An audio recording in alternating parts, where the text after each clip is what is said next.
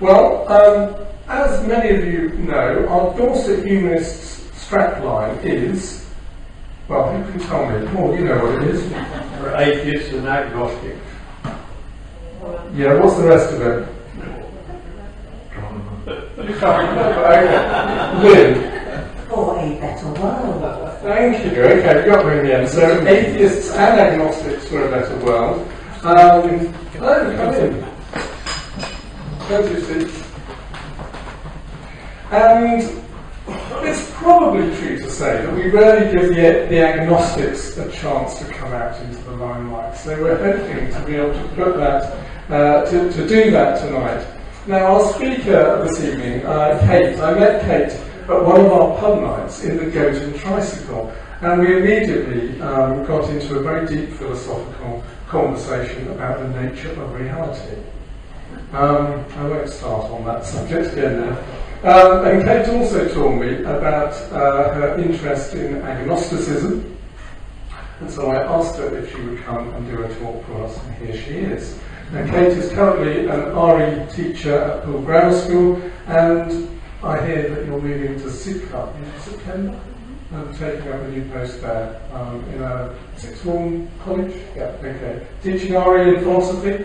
Okay, great. So best of luck with that. Well, will you please give an exceptionally warm welcome to Kate Holden.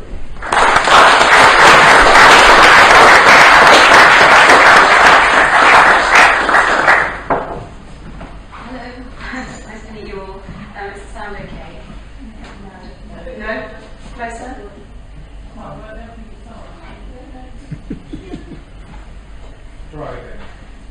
Is that any better? Yeah. Okay. So thanks very much for inviting me here to speak this evening about a topic which is really important to me, and I do find on about quite a lot, agnosticism. I consider myself to be a philosophical agnostic.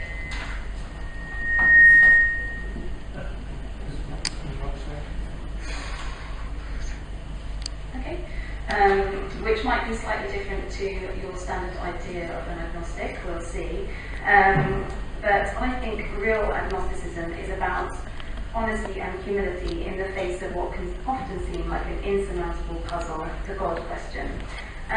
Although, as you know, I'm a philosophy graduate, my intention this evening is really to give you a common sense approach to this issue, rather than present any detailed philosophical account or case for my position. My ideas are obviously rooted in philosophy, but you certainly don't need a degree in philosophy to get the gist of what I'm trying to say in defence of the agnostic position.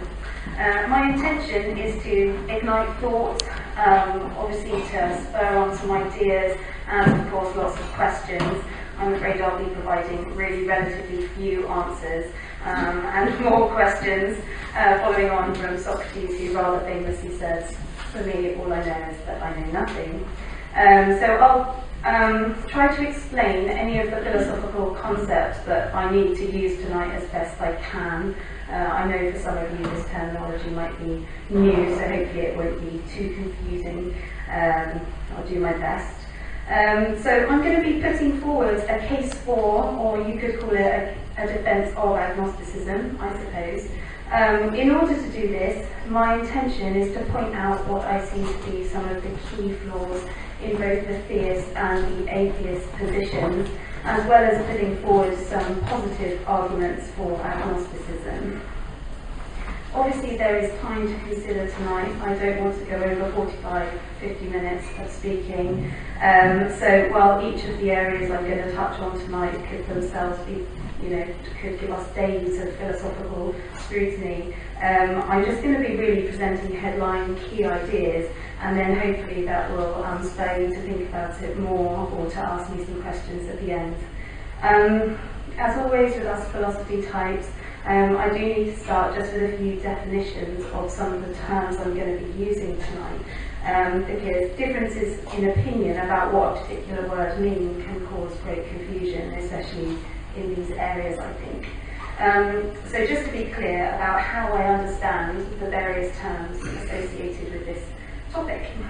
So tonight I'm going to be talking a lot about theism, By theism, I mean belief in a God with whom human beings can have a personal relationship. I'm not going to be talking about religious practices tonight any more than I absolutely have to. I don't really want to venture into discussion of practices or details. The kind of theism I'm describing is more of a philosophical concept, and it can apply to any religion that posits a personal God. So that includes Christianity, Judaism, Islam, and in fact some sort of varieties of Hinduism. That said, I often refer to myself as a classic Catholic. I'm not actually a Catholic, but my theological interest is entirely based on Catholicism. So I tend to refer to the Church, and by that I generally will mean the Catholic Church. For those who are interested in philosophical details, I deal with or work with a model of God outside time. This is a philosophical idea of God which is shared by most forms of Catholicism, Judaism and Islam. However, the Anglican Church is generally considered to work with a model of God who is in time, and philosophers of religion argue about this point, but it's quite important.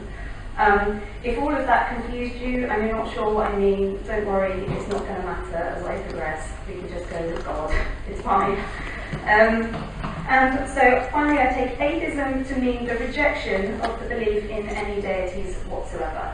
Pretty standard definition. Now, when it comes to agnosticism, I'm referring to a considered opinion on the matter. So I think agnostics are claiming that we cannot know whether any deities exist or not. I strongly disagree with the claim that agnostics kind of haven't decided yet, or they're sitting on the fence, or these kind of accusations. True agnostics, I think, are people who have considered the evidence as fully as they're able, and who have reached the conclusion that the truth claims made by both the theists and the atheists are in fact not knowable in the traditional sense of the word. I think agnosticism can be open to the possibility that these truth claims have the potential to be knowable. So obviously things could change as we move forward. I'll go on later to draw links between the kind of metaphysical agnosticism I've just described and agnosticism concerning the moral law. I take the two to be inextricably linked, and I will go on to explain that further as I move on. Okay, so this brings me to my first point tonight, which is about truth. The issue of truth is hugely important to this debate for obvious reasons. However, the nature of the truth claims being made are often misunderstood, and that's what I want to discuss in detail now.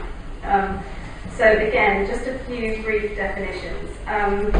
So there are different ideas about what we mean by truth. Traditionally,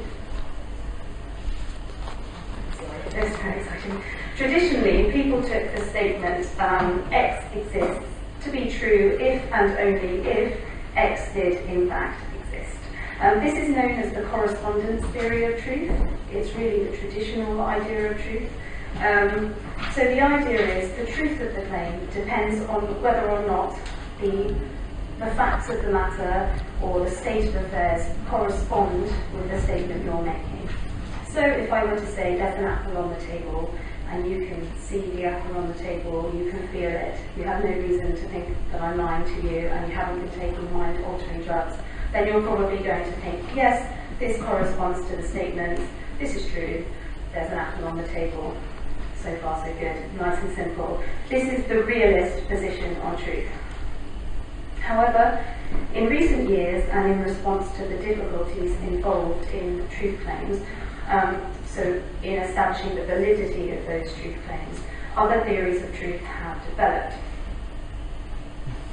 The second sort of type of truth that's relevant to us here is known as the coherence theory of truth.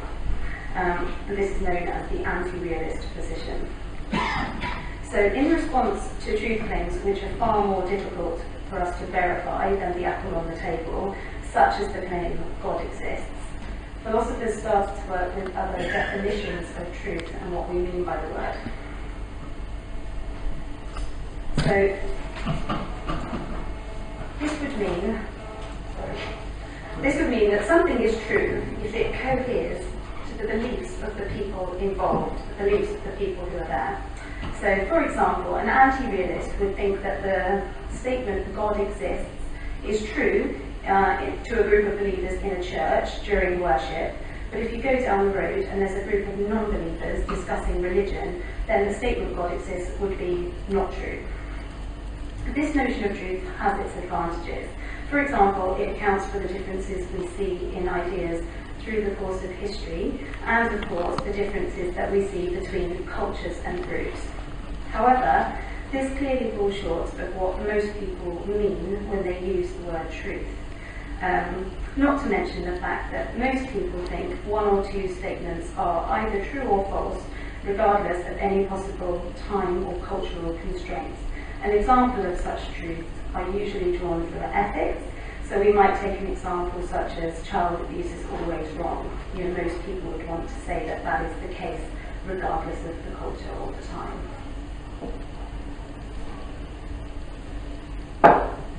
So, the important point I want to make about all of this is that I think you can still maintain the realist position on truth while accepting that it's not possible to verify the truth of the claims, accepting it and learning to live with it. So, whether it be the more metaphysical claims, such as God exists or not, or an ethical claim, such as child abuse is always wrong, I think the truth claims can be made with reference to objectivity, but I maintain that these statements are not possible to verify beyond all doubt. I think it's something we just have to accept. So I am a realist of sorts. I think the statement God exists is either true or it is false. That's to say, there either is a being to which we refer when we utter the statement God exists, or there isn't. The statement is either true in the realist correspondent sense of the word, or it's not. I hold this position, and yet at the same time, I fully accept that I'm unable to verify the statement either way. And of course, that's where I part company with most formal religious practice. There are glimpses of the kind of realist truth claims I'm talking about here, but they're not mainstream, and they would generally be considered or categorised as mysticism, and these are sort of fringe movements that exist on the outskirts of all major religions. It's this lack of verification that I think renders us agnostic. So it's not so much a choice, I don't think, as just a reality. I think a form of neutral epistemic humility is really the best we can hope for if we lack religious faith and we have not had a religious experience ourselves. This complete lack of certainty might well be uncomfortable, but as I see the world, it's also inevitable. This possibility in terms of a position on truth is relatively under-discussed in philosophical circles, probably because most people find this lack of certainty rather uncomfortable, especially, I think, because most people want to make realist truth claims about these matters. We seem naturally to want to be able to do that. One philosopher of religion does basically present the same account of truth that I've been presenting here, and I've definitely been influenced by his work, and that is Peter Bardi, who was formerly my professor of philosophy of religion at Heathrow College and author of the book aptly titled What is Truth? So here's a quote from Bardi. Of course, they could be wrong, but they are willing to stake their lives on the claim that they're right. This is an essential part of any realist claim. That one makes a truth claim that depends on correspondence and that the possibility of error always exists. The most an individual can do is to stake their life on the claim to truth. Nothing more is possible. So this quote sums up the true realist position. Peter Bardi certainly has in mind here philosophers such as Kierkegaard, who famously talked of the leap of faith, along with others who've been willing to stake their lives on the certainty they have in the truth claims they're making. So through history we can think of plenty of examples like this. As I said, I'm a realist about the nature of truth. As an agnostic, I don't exactly stake my life on my truth claim, but I am willing to stand up here and make my case, which is, almost the same thing. I think the arguments for God's existence simply don't work. Let's face it, if they worked, we wouldn't be here. However, arguments to disprove the existence of God, I think likewise fail, and let's face it, if they didn't, we also wouldn't be here. So as Vardy points out, the theist who makes a realist truth claim can do no more than to stake their life on their truth claim. There is still a possibility of error, but the truth claim is very powerful nonetheless. This issue of truth and the significance of the realist position is vital to this whole topic. One reason is that it's almost always overlooked by atheists who think that they are disproving the theist position and trying to make their arguments look weak. So I'm going to give you a quick example of what I mean. We're going to talk about Richard Dawkins. You knew he'd get mentioned sooner or later. And he deserves it. After all, he has made many clever points, and he's rightly criticised various forms of religious practice, which I'm sure are indeed wanting. He's clearly ensured that the God debate has now passed the dinner party test, which is just as well, since I seem only capable of talking about religion or politics in a social setting. However, where he falls short, and he does so quite remarkably, is with his grasp of the philosophical arguments he wishes to refute. Dawkins regularly fails to give adequate respect to the philosophical ideas which are being presented by theists. So going back to the issue of truth, I'll use a simple example, the Pope. So I think, although I don't know him personally, but let's go with the most likely state of affairs, I think the Pope is a realist. So when the Pope says God exists, he says it with complete confidence that the statement corresponds to the reality and workings of the cosmos. That's to say, he completely believes there is a being to which he refers when he utters that statement. As a Catholic, he would consider the existence of God to be demonstrable by reason alone. Now, the arguments for God's existence don't work as far as I'm concerned, and probably as far as most of you are concerned, but as mentioned above, neither we nor Richard Dawkins can prove that point. The arguments intended to disprove God's existence really don't work, and there are several billion people who believe in God, or gods if you prefer, so let's not go getting ahead of ourselves. The point I wish to make is that the Pope and all other theists, all the Muslims, Jews and other sort of Christians who exist and who are realists, which is most of them, are making realist truth claims. So what Richard Dawkins fails to understand is the difference between realist truth claims and various other truth claims that we might make as part of our day-to-day lives. We have to allow for the complexity of it all, our imagination and our sense of language. Obviously, we need to allow flexibility concerning the way that we talk about the world around us. I'm going to discuss a very recent example, Richard Dawkins' concern about fairy tales. Yes, fairy tales.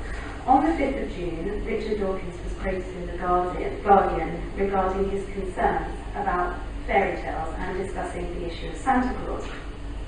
He says, "Fairy stories might equip the child to reject supernaturalism when the time comes. Santa Claus, again, could be a very valuable lesson, because the child will learn that there are some things you are told that are not true. Now, isn't that a valuable lesson?" Unfortunately, it doesn't seem to have had the desired effect in some cases, because after children learn there is no Santa Claus, mysteriously they go on believing that there is a God.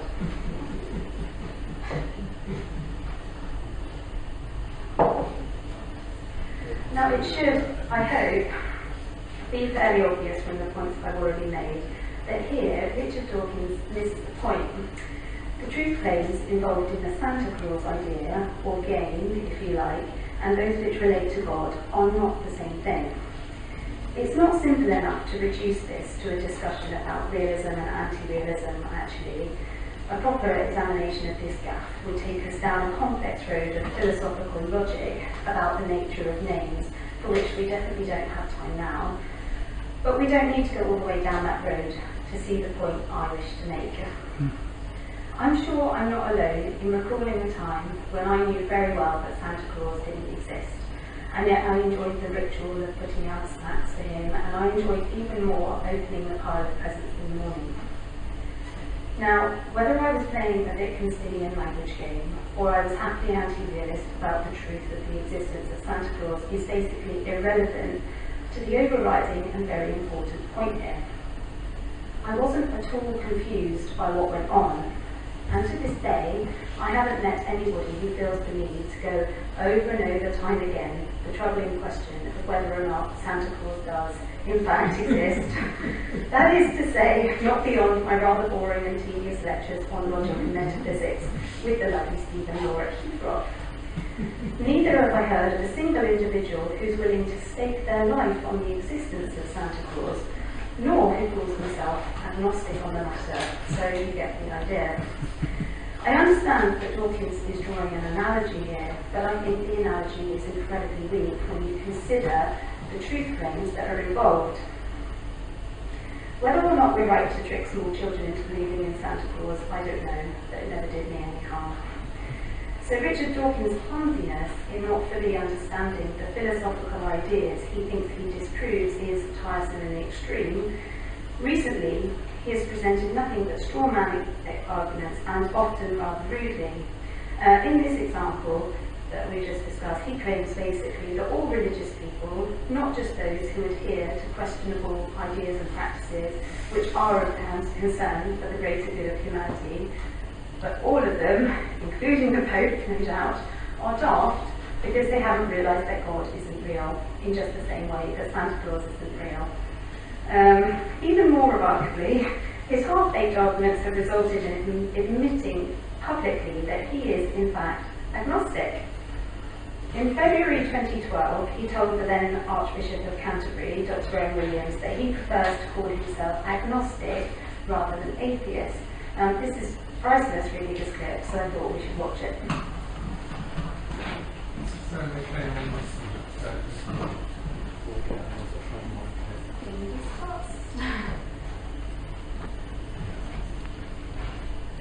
They were written by God, not by these humans. I mean, and since he has been sporting enough to bring God into the discussion, and you, I think, Richard, believe you have a disproof of God's existence. I don't. You were wrong when you said that. I constructed in the God delusion a 7-point scale, of which one was I know God exists. 7 was I know God doesn't exist, and I call myself a 6. Why don't you call yourself an agnostic then? I do. But I think it's You're Australia was the world's most famous atheist. Well, not by me. Can I ask you to I'm 6.9. But you have your Boeing 747 yes, to show it. I believe that when you talk about agnosticism, it's very important to make a distinction between I don't know whether X is true or not, therefore it's 50-50 likely or unlikely, and that's the kind of agnostic which I'm definitely not. I think one can place estimates of probability on these things, and I think the probability of any supernatural creator existing is very, very low. So let's say I'm a 6.9.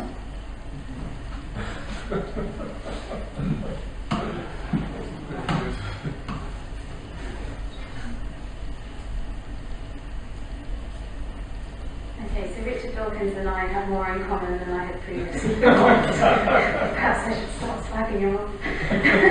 Okay, so anyway, as I hope I've shown, despite our common ground, he's wrong to suggest that belief in God is similar to belief in Santa Claus as a child. The truth claims involved are not comparable, and these are the kind of mistakes he often makes.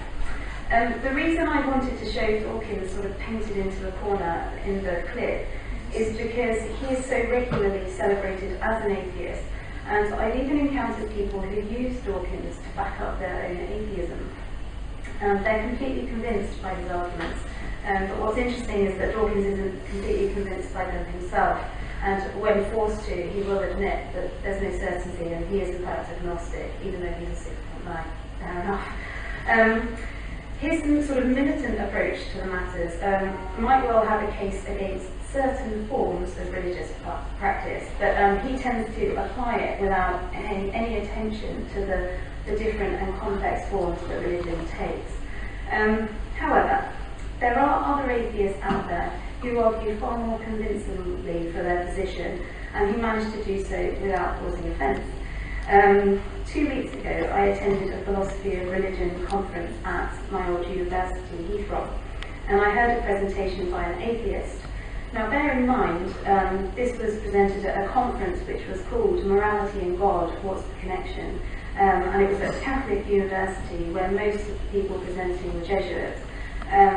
The philosopher is called Schellenberg, he's from Canada, and he calls himself a philosophical atheist. I found this interesting because, as I said at the start, I consider myself a philosophical agnostic. What Schellenberg says is that he denies the personal God of theism, but remains open to what he calls sceptical religion. He's written a book called The Will to Imagine. If anybody's read any William James, you might well see the link in the title of the book. So anyway, Schellenberg presents an argument whereby members of faith traditions who start to doubt the existence of God might opt to live out what he calls a tribute of faith. This is where they effectively continue to live within their faith tradition and maintain the benefits of it. That would be the moral system that it provides. Here's a quote from Schellenberg. If one intends one's life of theistic faith to be a moral gesture of this sort, and the living of it is at least in part the consequence of this fact, then that life is at least partially explained by that intention, and at least one of the motives one has in carrying it on is a moral motive. Now, I'll admit I'm not completely sold on Schellenberg's idea, his philosophy. As far as I can see, what this really amounts to is a sort of gentle transition from the realist to the anti-realist position. But I'm almost certainly missing something. I haven't read the book, I've just heard him speak at a conference. But what impressed me about Schellenberg as I listened to him talk was how refreshing it was to hear a contemporary atheist engaging in the debate with philosophers of religion in a way that was actually constructive. They were united in their attempt to move forward in the quest for knowledge and for truth. Nobody was offended and everybody was heard. I think at this stage it's possible you might still be wondering why all this really matters, and it might seem odd that someone who's relatively liberal and an agnostic like myself would be wanting to speak in public about all this. So why is it important? The issue for me isn't purely related to the confusion over whether or not God exists. There is another very important area which I think this debate is also central to, and I've mentioned that already, and that's morality. Again, Socrates famously asked Euthyphro, are morally good acts willed by God because they are morally good, or are they morally good because they are willed by God? The relevant point of this discussion is the very nature of moral truth. If one wishes to deny the existence of God, but to argue that an objective moral order exists, then moral truth become these ideas that sort of float around us or float by us. And we end up with this idea a bit like those forms. However, there are very, very few Neo-Platonists who are arguing this point. Most people, whether they're philosophers or not, consider this completely unworkable. However, the alternatives, for me, also seem problematic. The concern for many moral philosophers, and not only religious moral philosophers, is that without theism, we're going to basically tumble into nihilism and everything's going to seem pointless. After all, if there is no God and no objective moral order, therefore, then surely we're left with no objective meaning, purpose, or intrinsic value. This is a quote by Albert Camus on the matter, and he says, "If one believes in nothing, if nothing makes sense, if we can assert no value whatsoever, everything is permissible and nothing is important." So the very problem is that if you don't have an ultimate no, then you can make the case for every yes. Albert Camus very famously struggled with these questions and is often considered to be both a great humanist and a great philosopher of religion.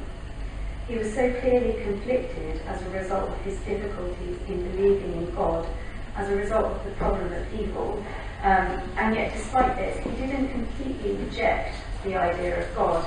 He said he rebelled against it. He said, "The metaphysical rebel is, therefore, certainly not an atheist, as one might think him, but inevitably he is blasphemer. He simply blasphemes, primarily in the name of order, by denouncing God as the origin of death and as the supreme disillusionment." Some people at this point find relative meaning or truth. Some ethicists have presented the case for moral relativism. This is the idea that moral rights and wrongs are governed by the culture in which they exist. It's basically the same as anti-realism. Again, the idea is attractive on the one hand.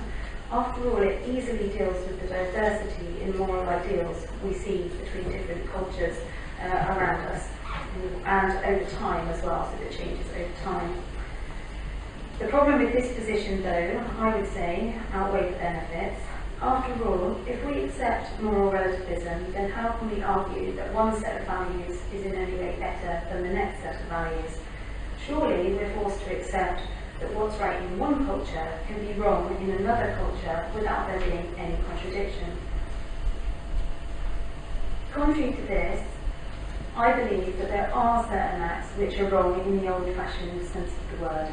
I'm simply not willing to accept that moral rightness and wrongness is primarily a matter of where you were born, where and when you were born, or to accept that all cultural forms of moral framework should be respected equally. We can think of countless examples of cultural movements that we would be unwilling to accept as right or good. Nazism is usually the example we call on, but there are plenty more through history and probably in the world today that we can think of. And here I'm going to quote a philosopher called Russ Shafer-Landau. He says, "We humans have created for ourselves a number of different sets of conventional moral standards, but these are never the final word in the moral arena.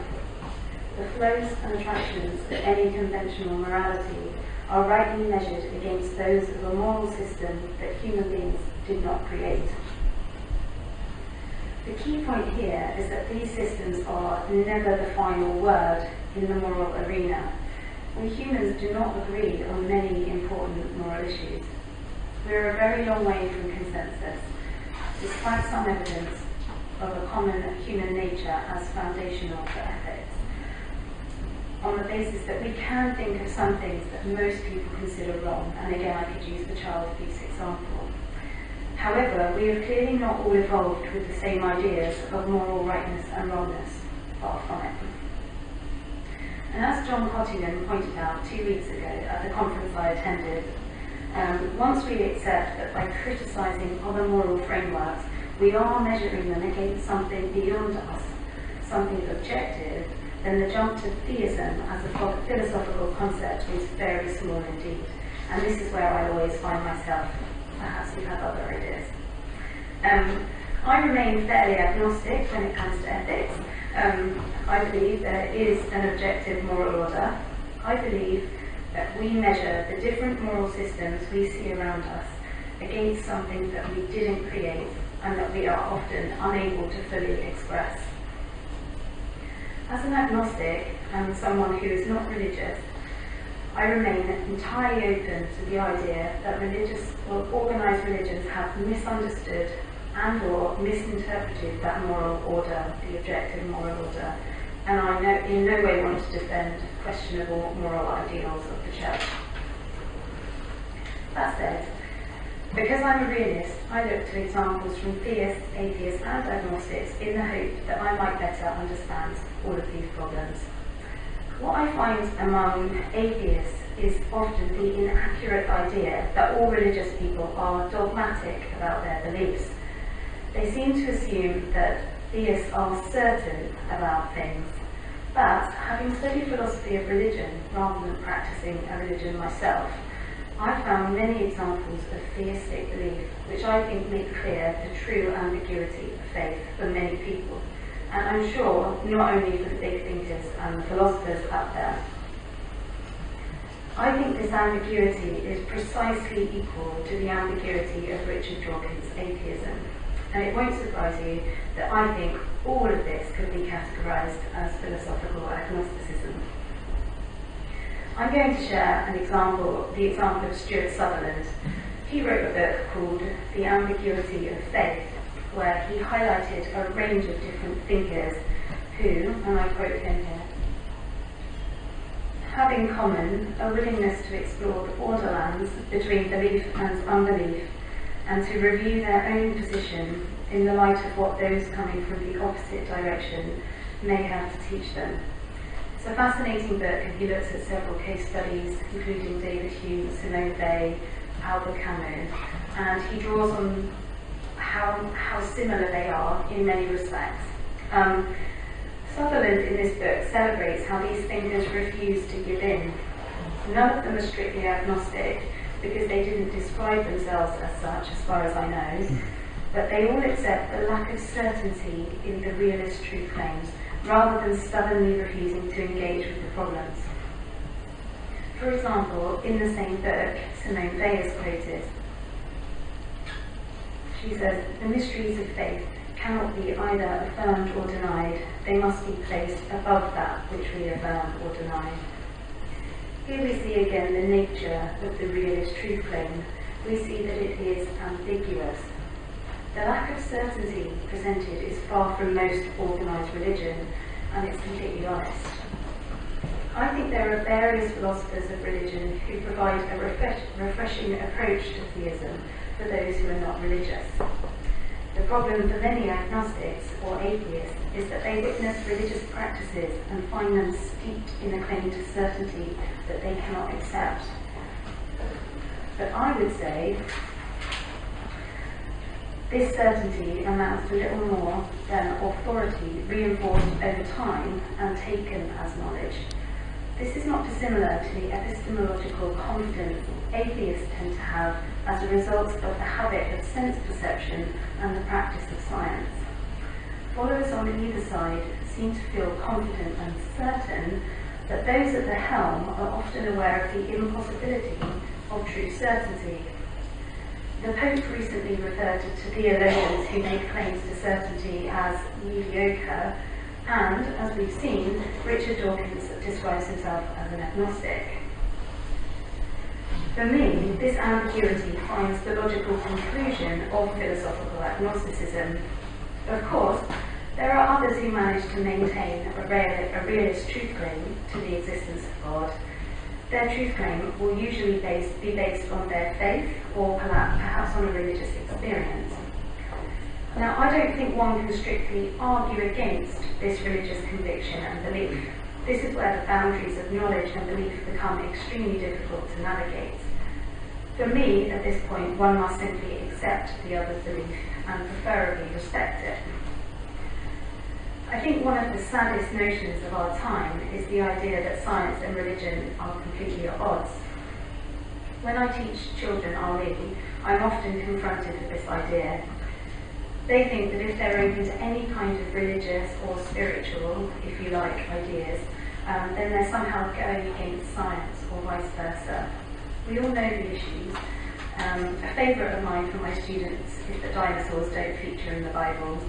And I appreciate that these are not simple issues to overcome, but I'm also aware of many heavyweight scientific believers who offer convincing arguments about how to reconcile science with religion. For anyone interested in that, I recommend a documentary called Test of Faith, where several of these arguments are presented by heavyweight scientists who are also believers. Personally, I think when it comes to religion and science, when it comes to religion and science, I find reason in the voice of the work of a philosopher of religion called Alistair Hardy. He started out as a professor of zoology, but in his retirement took up the study of religious experience. His project, the Religious Experience Research Centre, is still running today and is based at the University of Wales. He explains, "Science itself, as we know it, cannot deal with the real essence of religion any more than it can touch our appreciation of art, our joy of the beauties of nature, or the poetry of human love. We can, however, use methods of science to make a systematic natural history study of human experience." Hardy, a zoologist, never denied the reality of evolution or anything like that. He, like many other scientists, was true to his scientific endeavours while remaining open to possibilities beyond it. He appreciated that the significant empirical knowledge we gather through science goes a long way to explaining the cosmos, and yet he also appreciated that there are aspects of life that appear inexplicable by science, scientific methods, and indescribable by language, but which are still worthy of our time and energy to try to understand and appreciate. Likewise, I don't wish to downplay the magnificence and mystery of the universe in which I have been lucky enough to exist. Like many of you, I struggle with many aspects of organised religion and the practices I see going on around me. But for me, no arguments can adequately disprove the existence of God. If anything, the sheer magnitude and complexity of it all seems to point to something which I cannot describe nor understand. And so I remain, for now, agnostic. Thank you.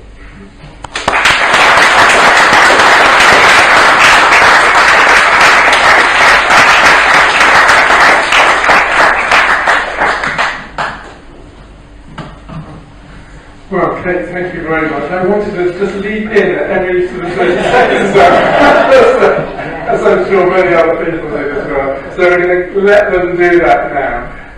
If you want to just have a couple of... Oh, right, okay, we're straight away have a couple of them. Okay, thanks very much. I just want to leap to the defence of Richard Dawkins. You seem to suggest that it was some weakness of his, that he'd been tricked into suggesting that he was an agnostic or something. But I don't think so at all. He's acknowledging the fact, which I think most of us would acknowledge, certainly I would, that you cannot disprove a supernatural statement any more than you can prove it. But the distinction he made was that doesn't mean that it's equally likely to be true or not true. Now there are so many supernatural statements that you can make. You know, you could say that the world has been created, the universe has been created by an elephant standing on a saucer or something, and I can make that statement. You can't disprove it. So, would you call yourself an agnostic with regard to that statement? Yes, you would. You know, and that's what all that Richard Dawkins is saying.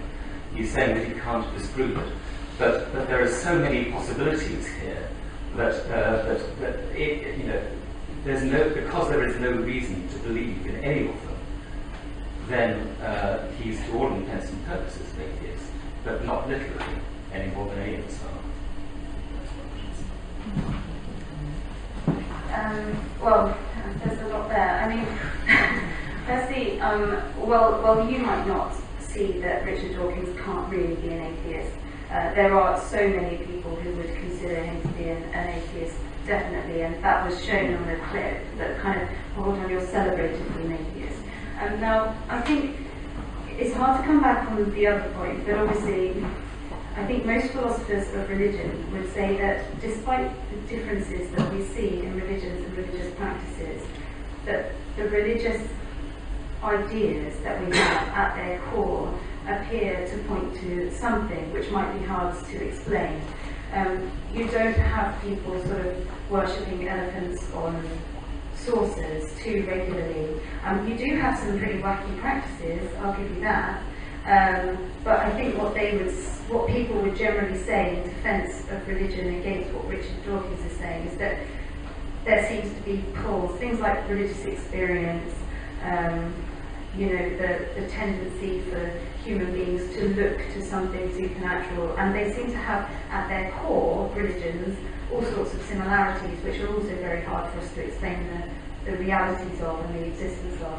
But I mean, I don't have any argument to come back, obviously, really, because as we've said, we can't prove either way. So.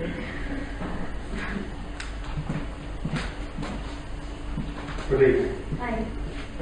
You said that agnostics are not a group of people that really don't know, 50-50 is sitting on the fence. There's millions of those people. What do you call them? They're not agnostic. Well, they're not philosophical agnostics. What are they? I don't know, they're confused.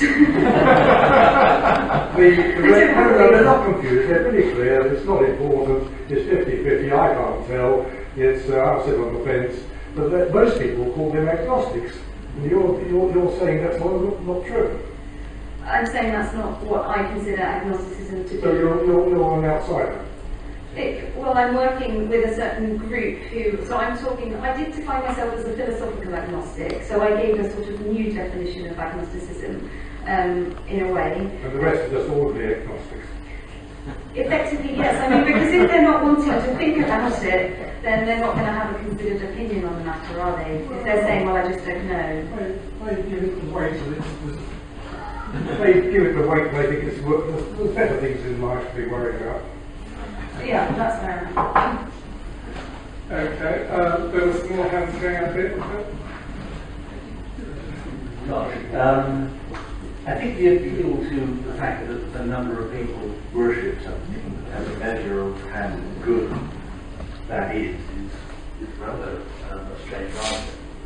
I think one of the nicest quotes of Richard Dawkins that I like is that most of us are atheists about 99.9% of all the gods that man has ever created. He just goes one block further. I think the point is that they're obviously created from man, and as a psychologist, I can, although I probably won't do it here, but discuss why that is something that people do. I was conscious of the fact that I used man. I meant humans. But I think that it's well, I'll just leave it there. But I mean, this appeal to the fact that there's an authority because many people believe in something, I refute as a logical argument. It was more the fact that the number of people who feel drawn to their religious conviction, the amount of people who are convinced by it, and while plenty of psychologists think that religion is completely the result of man creating God, there are psychologists, William James being the famous one, who wrote Varieties of Religious Experience, where he said we have the will to believe, and I mentioned him very briefly in my talk. And again, that was 1902. It was, but people are still using his argument because nobody's come up with anything that has made this an irrelevant argument. It's still entirely relevant.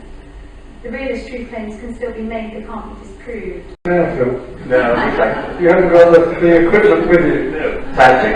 Bring it next time. You see, a lot of psychology, unfortunately, they banned the use of electrodes in many. I mean, they take all the fun.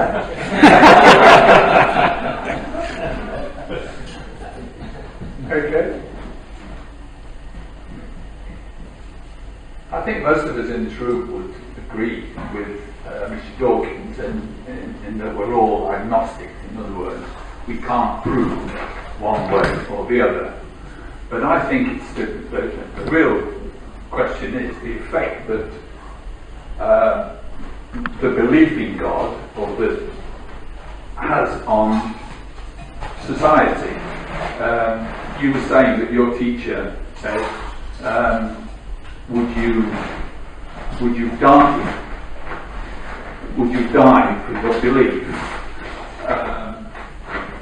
In the case of world wars that we've experienced, any war that we've experienced, people have been prepared to kill for the belief that God was on their side. And I think that if there was, everybody accepted that there wasn't a God, then there would be, the effect on society would be, well, like the elimination of war, like the elimination of many of the atrocities that have been done in the name of God. I think that being an atheist is the correct position to take in this respect. No, accepting that we're all 6.9 atheists, agnostics. Atheists, sorry. One or the other. Okay. I mean, I don't think for a moment my teachers most certainly didn't say would you be willing to die for it. What he said was that realists stake their lives on it. It doesn't mean literally, now what you're saying about world wars that have gone on, that's all to do with the practices. And as I've said, I think this is a misrepresentation more often than not of theism. As a philosophical concept, I can defend theism. The religious practices, including asking people to go to war and to die, is something I was quite clear I'm not defending. And I don't even see the point in talking about, because this is not connected. I mean, it's not logically connected to the philosophical idea of theism. It is connected because that's the result, that's what's happened, but that's not the discussion I'm in tonight. That's a whole different No, issue. it's the effect that's important, not the idea. Well, that depends. Philosophical. Not to a philosopher. Pretty much my bread and butter. Hello. I was interested when you said that you believe in an objective morality. And could you tell us a bit more about that? Because that does imply the grand designer out there, really, doesn't it? Well, that's what I was saying. Is I can't deny an objective moral reality because I'm not willing to accept relativism. So I'm not willing to accept that something is just good because it's good in that society. I really think there are rights and wrongs, moral rights and wrongs, and this is this is the position you're kind of left in. And yes, you're right. I think it's hard to be a moral realist and to have an objective moral order and to believe in one without God. Although there are actually loads of philosophers who argue that point, and I don't really understand how they do it. What happens is, if you think there is an objective moral reality, but you take God out of the equation, then these morals just must be sort of ideas or things that float around us. And it's a bit like Plato's forms, where you have beauty floating somewhere, that transcends us, and something's beautiful because it partakes of the form beauty. Now, as I said in the talk, it just doesn't seem to work. So I am a realist about morality, and yes, I'm aware that that causes difficulties and that leads into theism. But I'm also an agnostic about that. Like, I think it's impossible for us to be certain of that. Okay, following up on that, exactly that, because I thought a significant part of your talk was based on your concern that there should be an objective moral code, and that didn't fit with atheism. I would argue that you don't have to go as far as complete relativism. Anything is possible in another society if you consider human nature and the moral conclusions from the way we behave as human animals.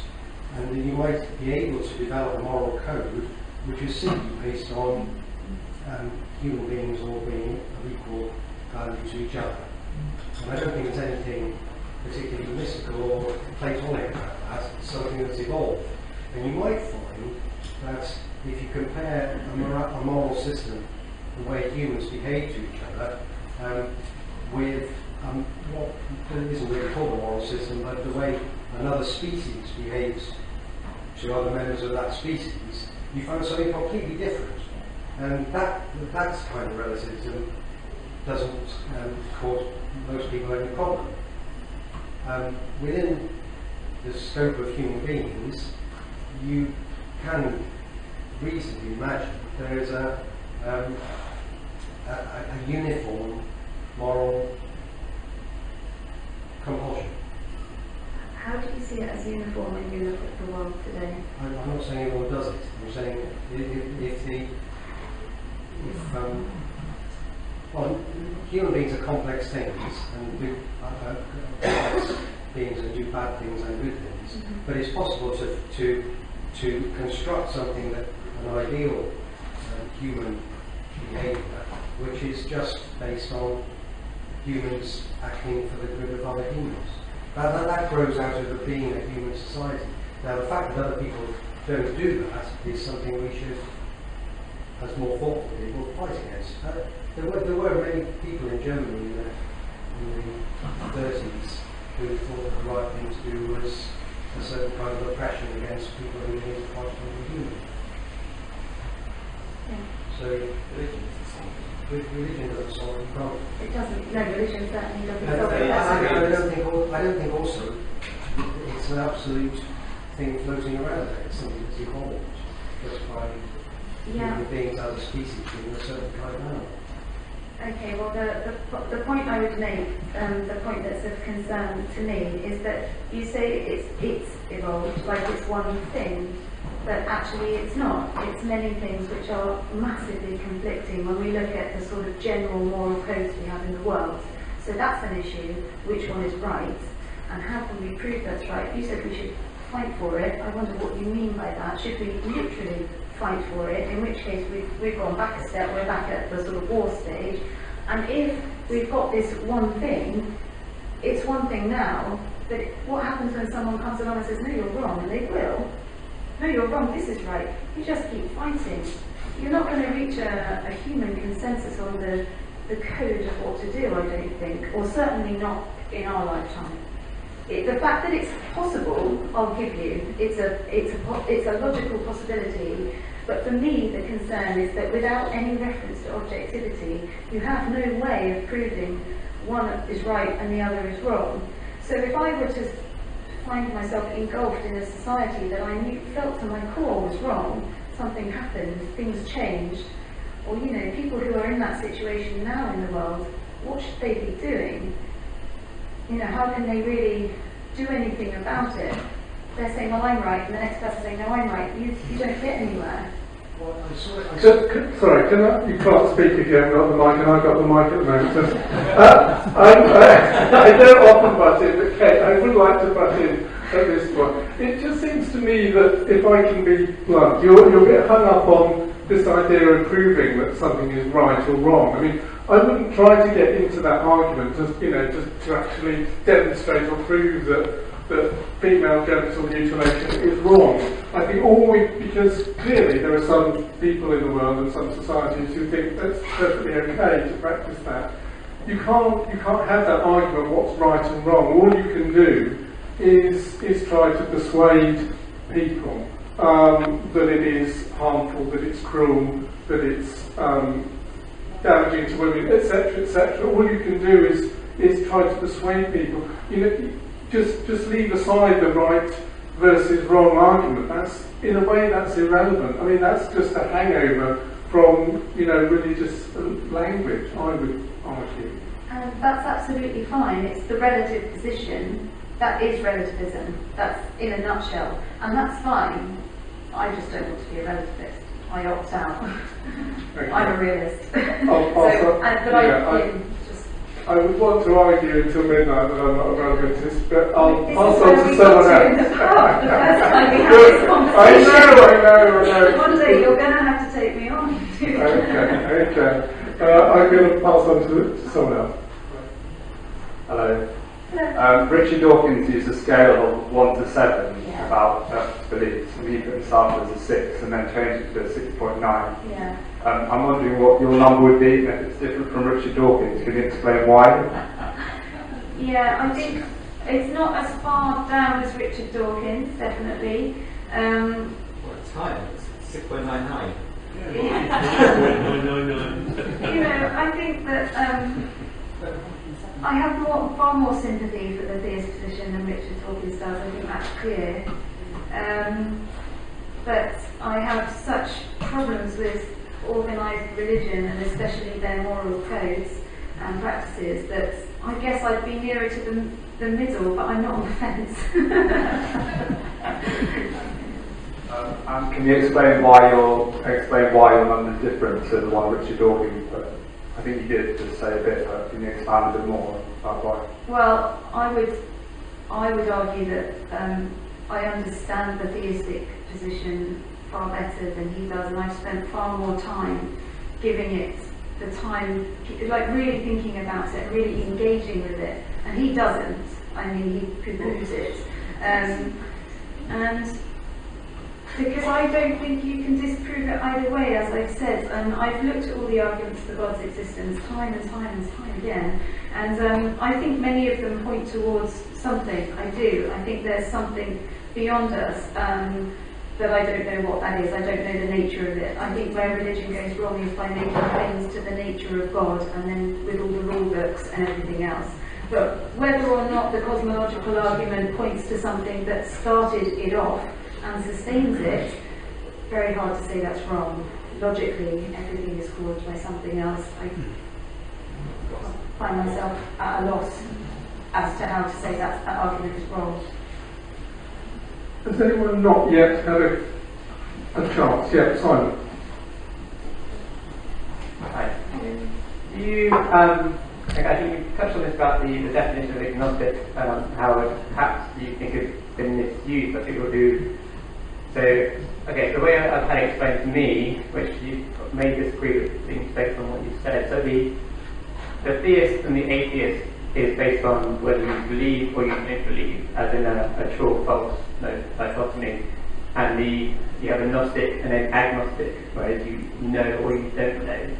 Do you think that, based on the philosophical agnosticism, I guess, are they mutually exclusive in terms of atheism and agnosticism? Can you be both? As in, I haven't described myself as an agnostic atheist, as in I don't know, but I don't believe because I don't have no reason to. I think that atheists have a kind of faith in the non-existence of God, and I see it as the sort of direct opposite of theism, but not everybody agrees with me on that, and I'm aware of that. Different atheists give different definitions of what they mean by atheist, and I wouldn't want to speak on their behalf, but for me, atheism is its own camp, and that is, I'm saying God doesn't exist, and I think that's true. I think atheists are normally realists. I think they're saying there is no being there, it doesn't exist. Hello. Hello. Do you think it's more beneficial for society to have an agnostic outlook rather than an atheist, or a religious outlook for a religious person to? I don't think atheists are necessarily bad people or anything like that, or that they do any harm to society. You have to say that here.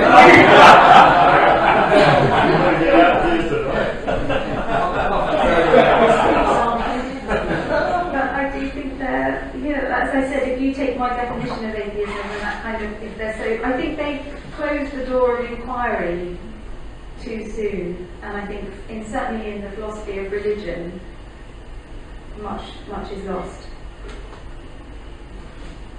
Before I hand over to Paul, I'm going to come back on this this business of moral relativism, because I've just quoted a riposte, okay, I wouldn't mind. I think I would be a moral relativist if I said to someone who practices female genital mutilation, that's fine for you. In your society, if you want to practice that, that's okay. I think that would be moral relativism, but I wouldn't say that. But if you try to convince them that it was wrong because you think that it actually is wrong, then you'd be saying it's absolutely wrong and I know it's wrong and you're wrong for thinking it's right. I think you're just still hung up on the terminology. In what sense? It's coming down to the, it's because you're constantly framing it as this kind of philosophical notion of right and wrong, rather than talking about the harm and the misery and the suffering that a particular practice causes. That's where I would put the debate. Not the philosophical right or wrong, because that's what the philosophers. Surely it's wrong because the victims are usually children and they have no say in it. It's child abuse. I just think we just get hung up on the terminology instead of looking at actual harm. Now, anyway, sorry, do you want to come back on that? No, my position's the same. I'm just going to be saying the same thing over and over again. Okay, I'll pass on to you. Good evening. Right. I think really, if you're a true, I'm an atheist, right?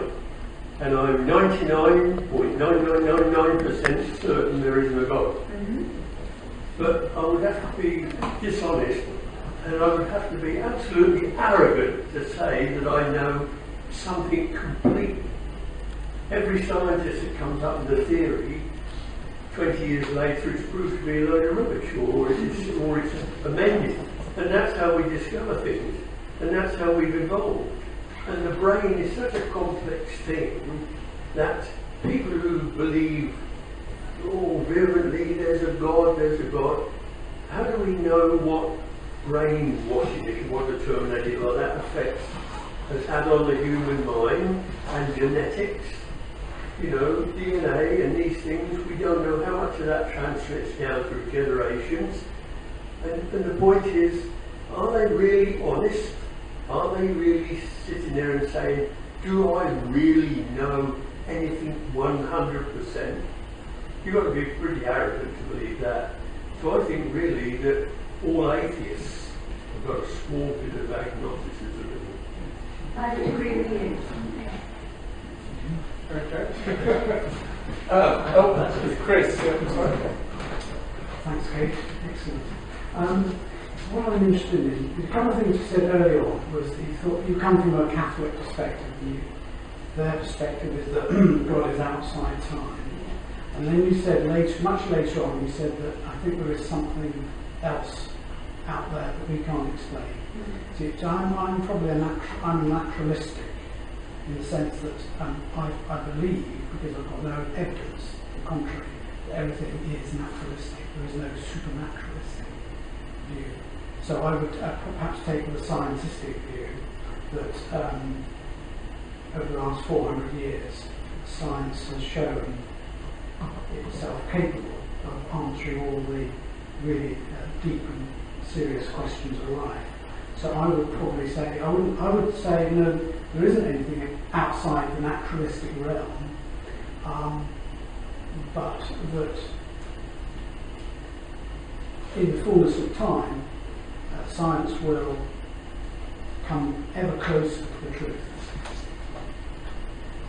I wonder what you refer to by the truth. Well, I did make it quite clear to say it won't find the truth, but it will come closer to what reality is. You sound like you're pointing to something other. No. So by reality, I'm still unclear. Well, I think when it comes down to it, the mind, we will be able to eventually show, and indeed I think some neuropsychologists perhaps are beginning to show that there is a physical reason in the mind for love, for example, which was one of the quotes that you didn't think, right? Correct me if I'm wrong, you didn't think that science had a handle on at the moment. Okay, I mean, I think the thing is though, science, while it might come to explain things, it's still not going to explain the cause for all of it. So we explain the naturalistic workings of the world more and more clearly, but how that came to be remains a mystery. You mean how the universe came to be? or mystic. It does, you're right, it is a complete mystery, but we're getting very, very close to it now. Getting very close to 10 to the minus 35 seconds after the Big Bang. Yeah, but I mean, when you listen to scientists talking about the Big Bang, they talk about how beyond the Big Bang, as in, and they can't even really use that language, but science has no language beyond that. And yet I'm one of those people, of course, who's going to say, well, how did that happen? Where did that come from? What caused that? It doesn't end the argument to the philosophy. Just one other thing, because I have the microphone. I don't know. I have been reading Sam Harris's book, The Moral Landscape, and he's a consequentialist. Oh, okay, yes. Which is, I guess, a form of utilitarianism. Absolutely, yeah. So what he's saying is that we should judge what is right and wrong based on the well-being of humans and animals. I think that's where he comes from. So he actually says, yes, I will. He as it were says he would like to see that there was some kind of absolute moral truth, but currently it's based on what the well-being of humans. And that's often what consequentialist ethicists say, is that they would like to give something more concrete, but we have to work with what we've got. And honestly, in my day-to-day workings, I'm also a consequentialist. When I'm forced to make a decision about what to do, I look at the consequences that I can foresee, although not being able to foresee all of the consequences of your action is the major flaw of consequentialism. So it doesn't really work because you can't see into the future. But of course, I think most of us weigh up, are the benefits as a result of my action going to be better than the net, or the pros better than the cons. So yes, that is a working model for ethics. Very popular. So in a nutshell, what Sam Harris is saying is that science will be able to get closer to ascertaining what is a good way of behaving and well-being for life. And there is an interesting counter to that argument by a guy called Ryan Bournemouth, and I'd recommend that. And that indeed was a prize that was given by Sam Harris, £20,000 prize to refute his argument. Oh, wow, interesting. I'll have a look at that.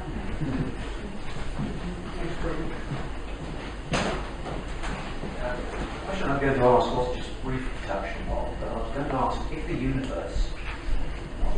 universe came into being, so was there a creator? I don't know. What do you think? I don't know either. I think there's a possibility there was. I think there's absolutely a possibility. There doesn't have to be, but there is a possibility. Because everything that exists was caused to exist by something, and we just end up with an infinite regress otherwise. You still do, people who think. Well, only if you don't allow for the enormity of the creation. That's why you have the doctrine of divine simplicity, and you have a whole philosophy of the nature of God. But yet, of course, you can say that. But these are philosophical arguments. But all philosophy could be argued to be nonsense made up, couldn't it? Yeah, and that's fine. It's a fun game to play. Hello, it's very interesting listening to you.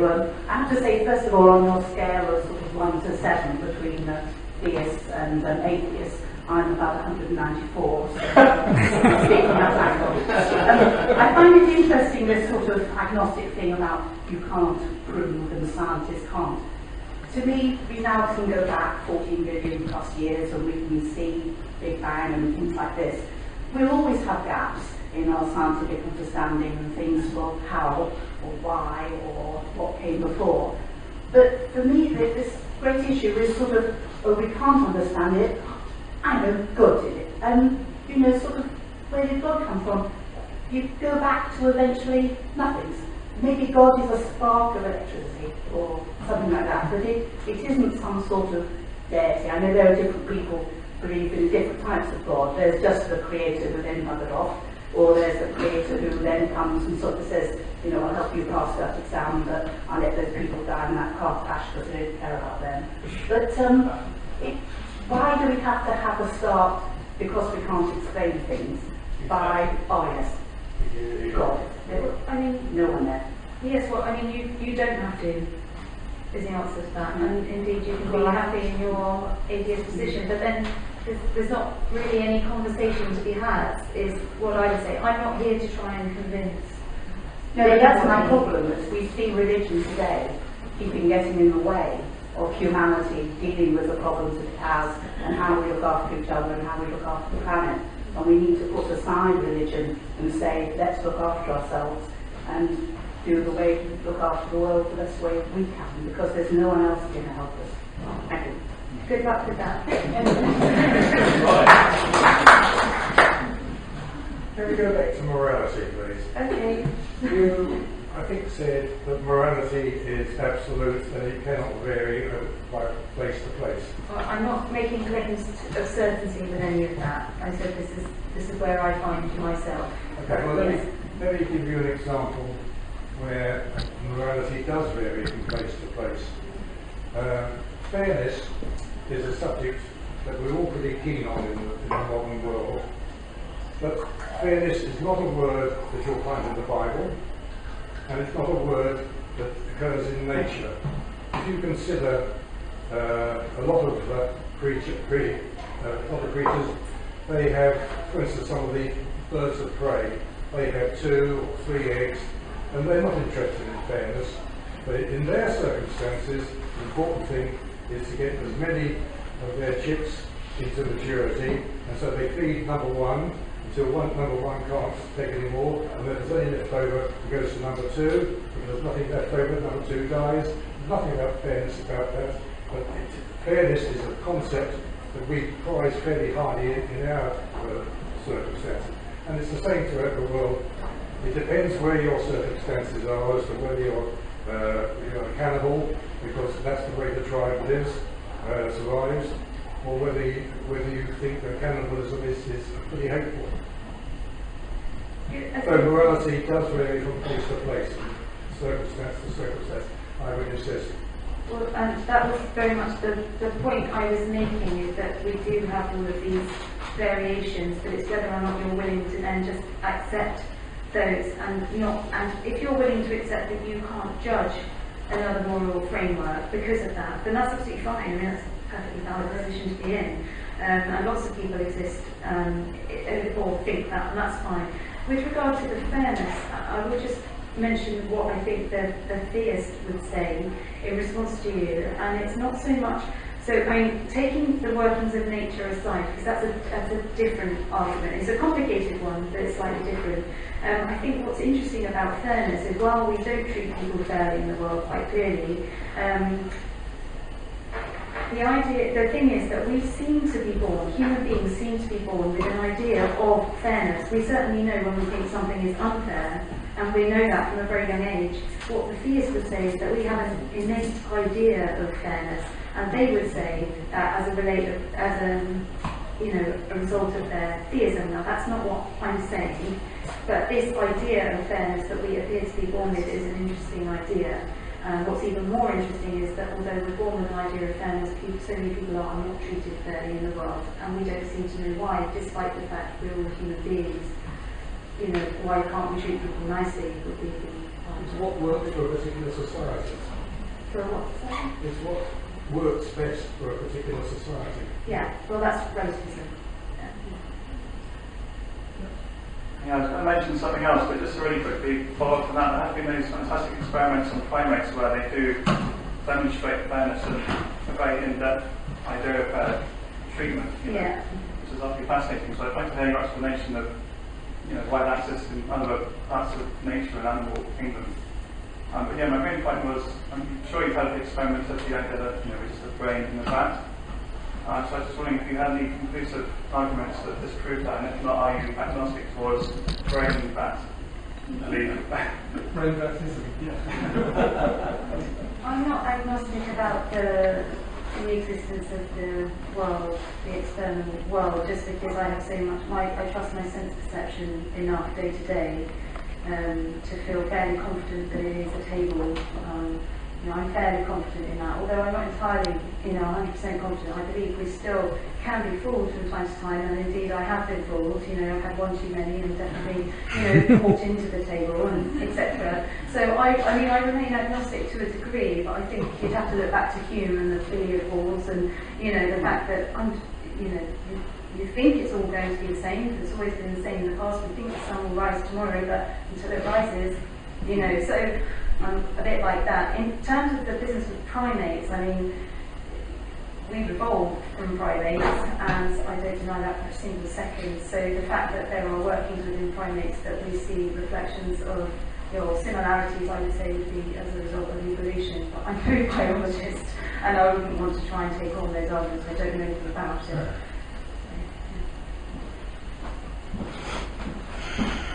I'm just going to come somewhere. I'm just curious about morality and the source of it, which is really interesting. But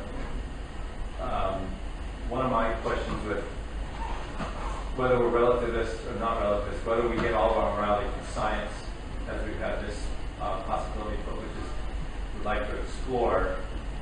My question then comes, and the idea of fairness, which is beyond the reality that we recognize, whether we recognize that within ourselves or as an external recognition.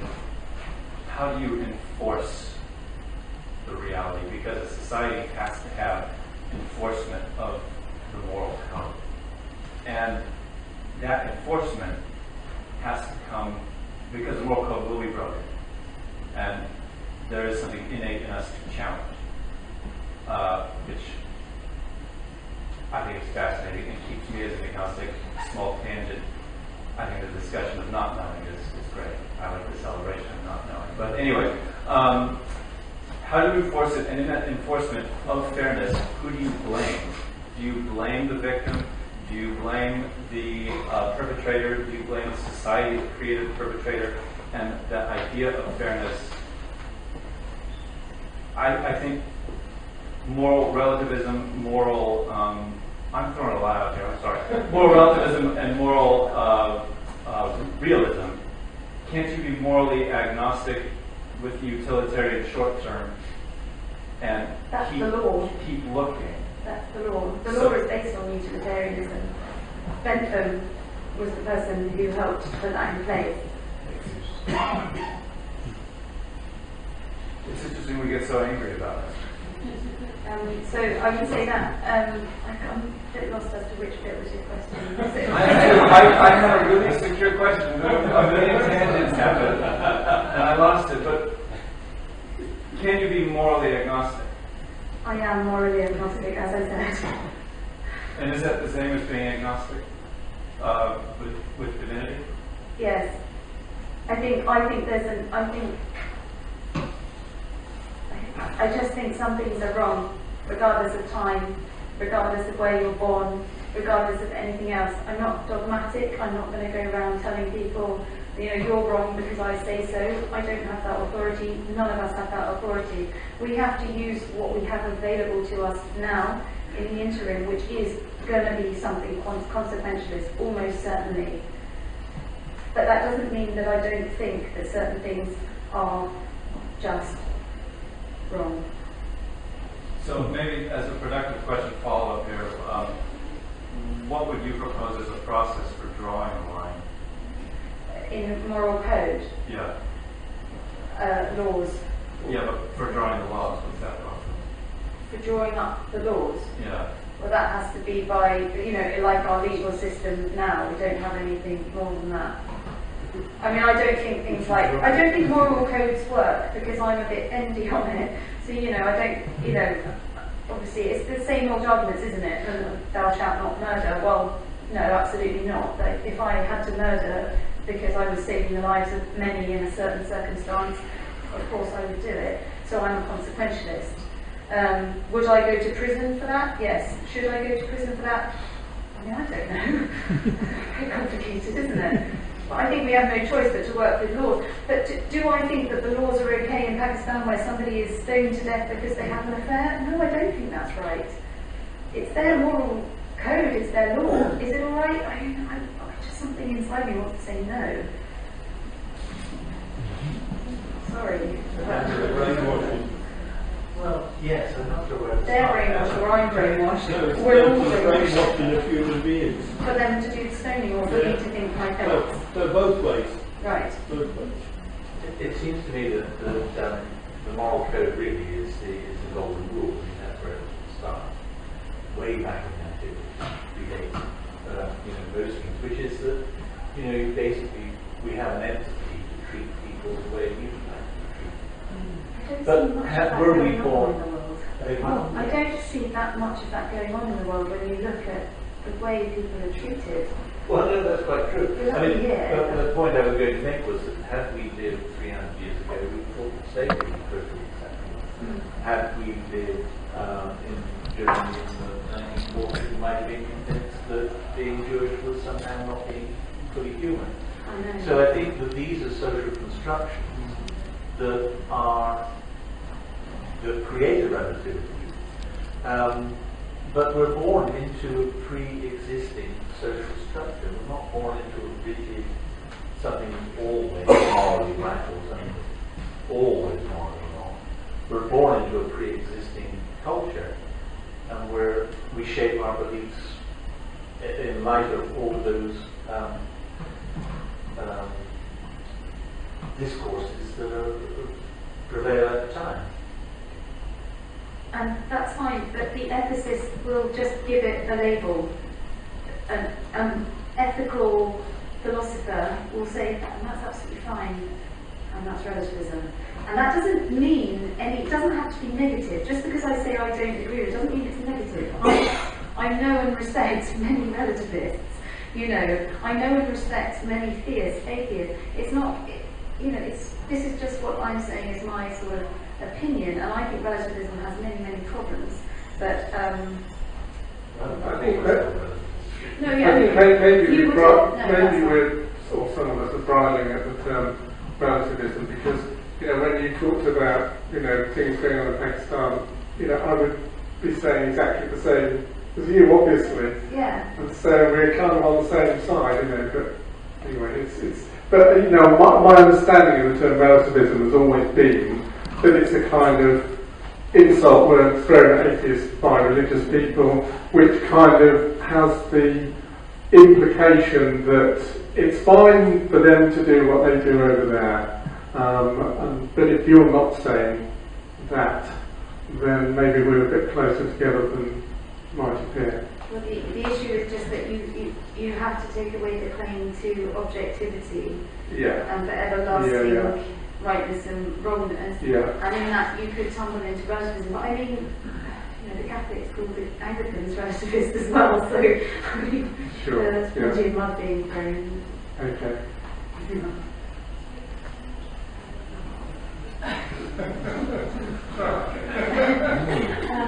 Just to pick up on a thread of what Bill was saying, my question exactly as he was about to talk about social constructionism was what is the connection, what would you see the connection be between enforcement of a moral code and social capital or social embeddedness, and how would that factor into what your stance is? So how could the moral code be?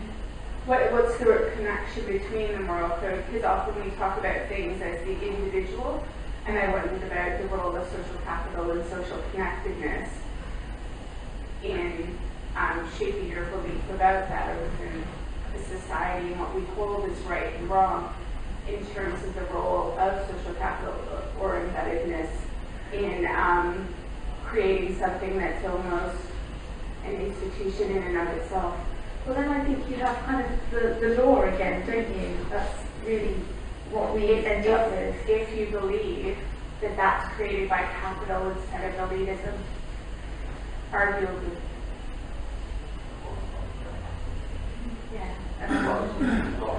Sorry? Or authoritarianism, the authority being claimed to be atheist. I mean, any problem with the alternative is just how you would organise it, and how we would come to any kind of consensus. I think on a practical level, it's tricky. Law, that is the consensus. We vote in. Yeah. But it's a social practice, isn't it? Whereas an appeal to an unchanging moral position is a theistic one. But that's where you can't separate philosophy from practice, because in actual fact the practice of most religions contains elements which are obviously socially constructed. People who not belong to that particular religion will find morally offensive. You keep saying... hang on a minute. I know that I don't always enforce the rule, but Dave is waiting for a question. Most philosophers I've heard arguing for theism basically start with probably 4 or 5 arguments for deism, and then they chuck in personal experience and Jesus at the end to get to theism. Now, I would accept that the philosopher can perhaps make some reasonable arguments for deism, although I do think they all fall into God of the gaps arguments.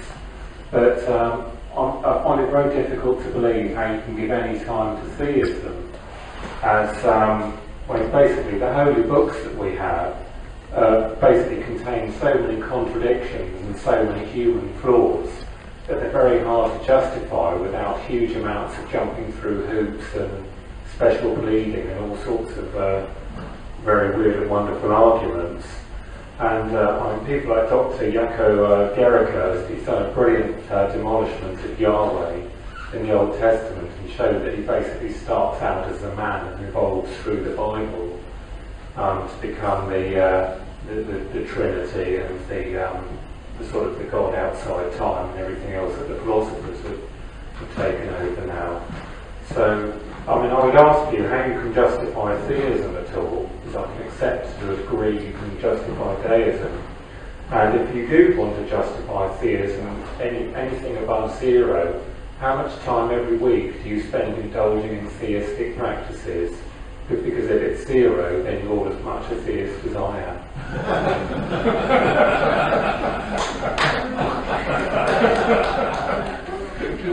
Yeah, where to start? I don't even here to answer this question.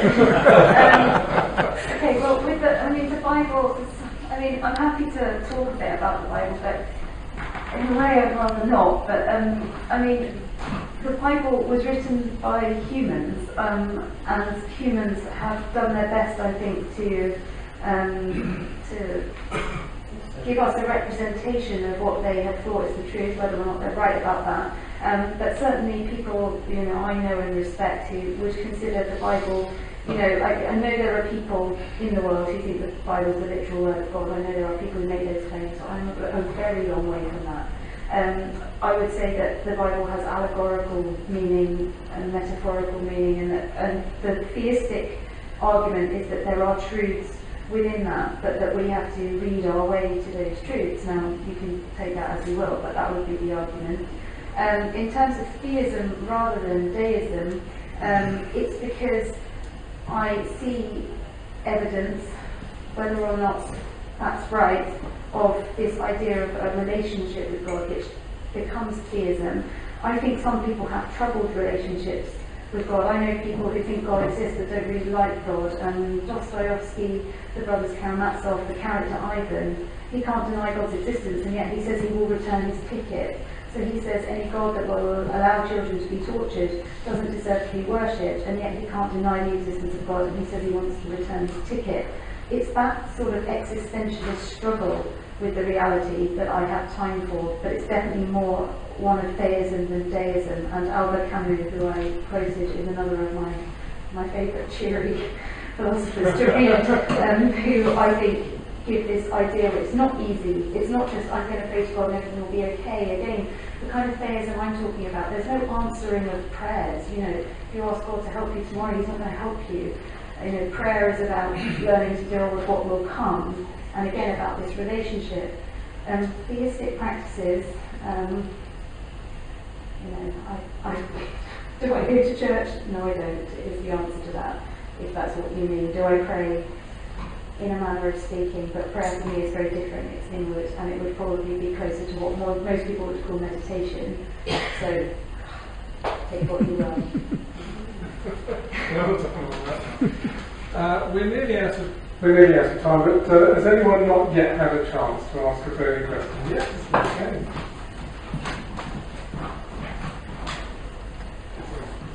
Okay.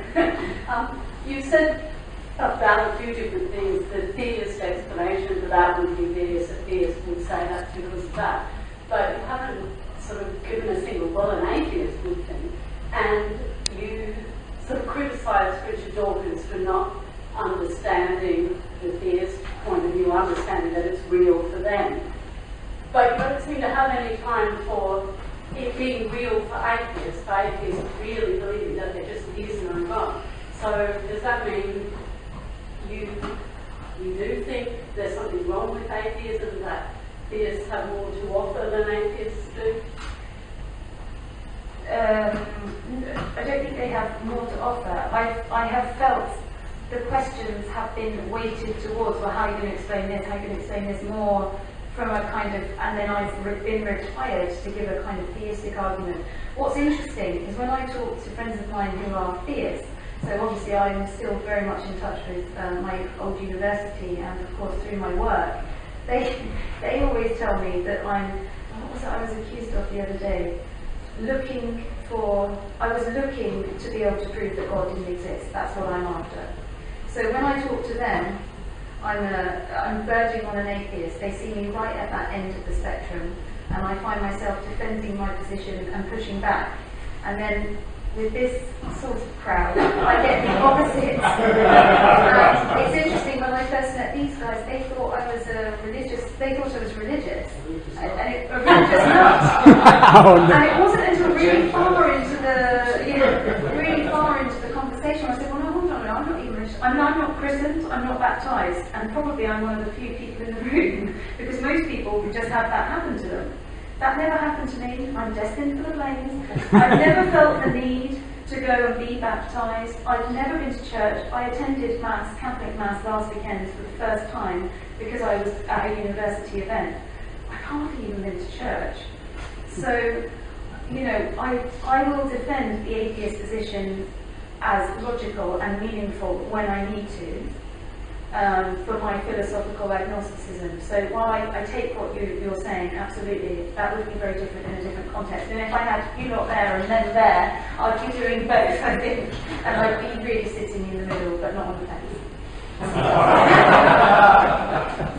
Kate, are you a Catholic agnostic? Well, this is the thing. I actually, yes, but I don't know how it happened. I was raised in a sort of agnostic/atheist household, but went to a Church of England school, and then I was an atheist. I went to Heathrow Catholic University, a devout atheist.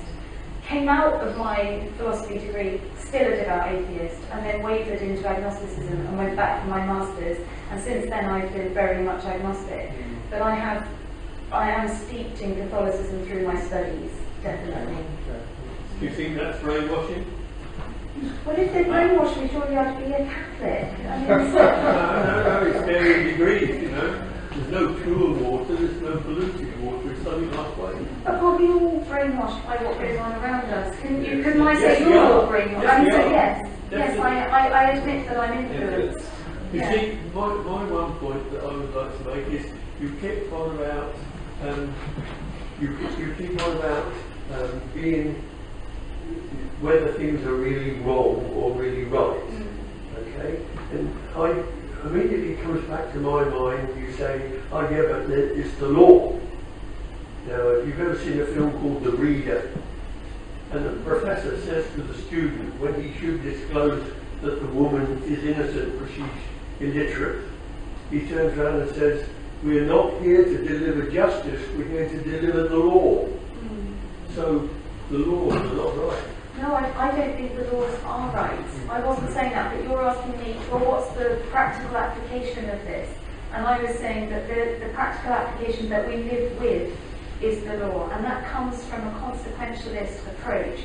and that's all we've really got. I mean, it's a bit like Winston Churchill saying, I don't like democracy, but I can't think of anything better. I mean, I don't have anything to offer you other than the law in terms of how we marshal ethics on the ground, as it were, because, I mean, that's way beyond my capabilities. You know, we have the law. Do I think it's always right? Of course not. You know, absolutely not.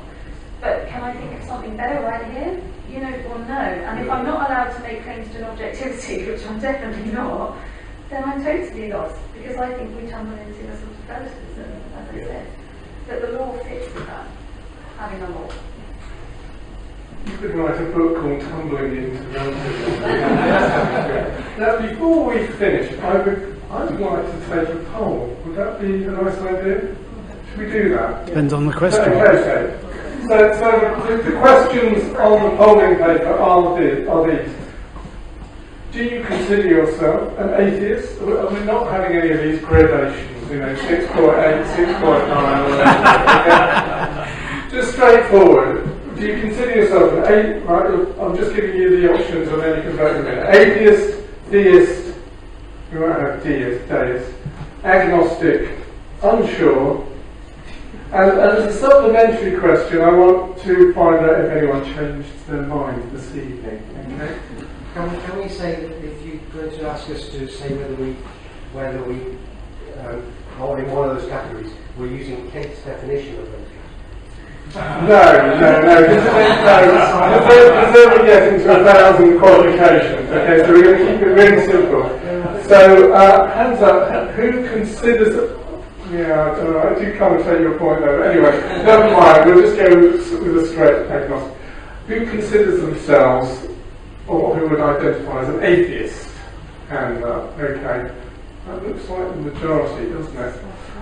Who would consider themselves a theist? Wow, okay. And has anyone changed their mind as a result of this evening's discussion? No one, right? Well, thank you very much. Give a fantastic big round of applause.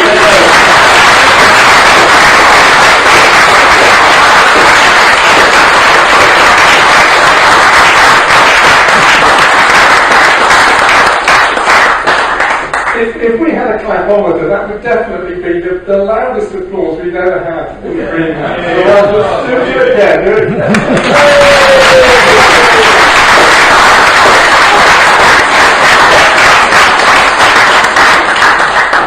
Thank you very much, Kate. It's been a fantastic evening. So maybe we'll get back in a year's time and see if you... Yes. Yeah, okay. Don't forget the colourful bowl by the door. Just drop your coins in there, please. And do stay around for a drink if you'd like to. Thanks again and see you again soon. Well,